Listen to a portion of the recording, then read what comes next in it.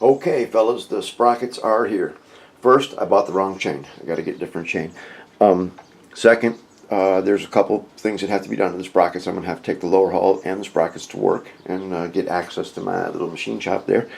And the first adaptation or adjustment that has to be made to the sprocket is the set screw. Okay, here it's just sitting on the end. The sprockets are just a tiny bit small on the ID. I'm going to do a lot of checks on them. I'm going to check them for run out. I'm going to use a pin and check the ID to the indicator to the pitch diameter and see how the actual chain is going to run, which is bad news because the chain, I'm going to have to cheat. We'll get to that in a second. But the first modification is that you can see that the set screw will go right there where the flat is, and that'll line up with the sprocket on the motor. So the actual sprocket will be moved over, an inch or so. But the other set screw is not on the other flat. So I'm going to fix that and make it. This one will have one useless set screw. I'll probably tighten it anyway, though, just because it's there. But I got to put a new set screw hole in there, a threaded hole for set screw.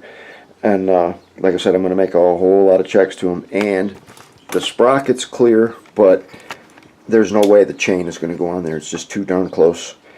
You can see how I've got like less than a 1/16 of an inch clearance. Once I get a chain on there, and I'll be using standard 1/8 inch bicycle chain. I'm not sure why I kept thinking the sprocket teeth were 160 thou long, because they're not. They're 3/32. They're 93 thou. And so that means that's why I say I bought the wrong chain, because the other chain has a 1/4 inch width between the plates, which might have worked on the sprocket on the motor, which is 1/8 or 125.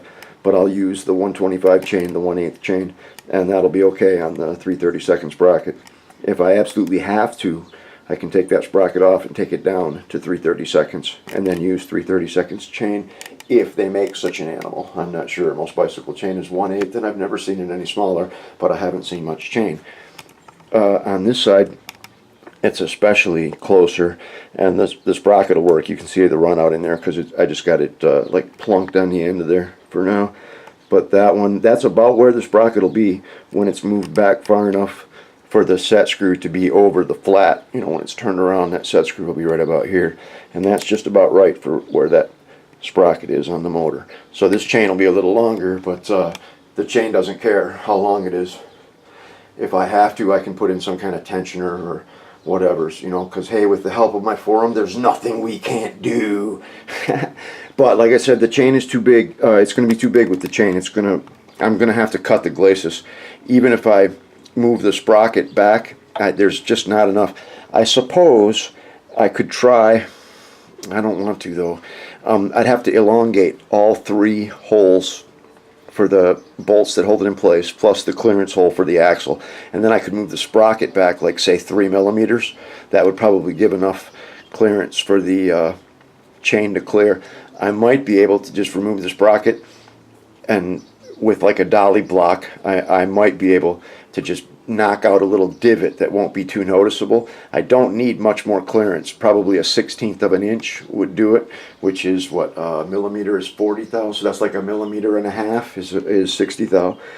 I don't know, but that's where we're at right now. I'm going to have to take it to work. I'm going to do all the checks on it, check the PD to see how well it runs, if it runs true to the ID of the sprocket, and I'll do the modification for the set screw, and if I need to, I'll put it on the ID grinder and enlarge the hole just a little bit so that I'll get a good slide on there. I want it nice and tight, but I don't want a press fit, which is pretty much what I got now.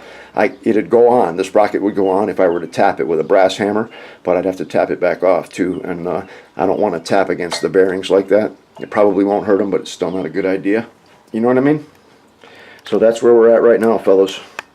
When I get more chain and get the sprockets modified, we'll get back with it, and I think then I'll be pretty close to get the tracks on. And these little rugrats here, I have to put one of those little cotter keys right there into every single track pin. You can see that these have already been done. And it's cool because they're set up so that the cotter keys will be towards the inside, so they'll be pretty much hidden and you won't really see them. But it took me about 1.5 hours, and that track is probably 3/4 of the way done. So we'll get there. baby steps, right? Until next time, we'll see you next time.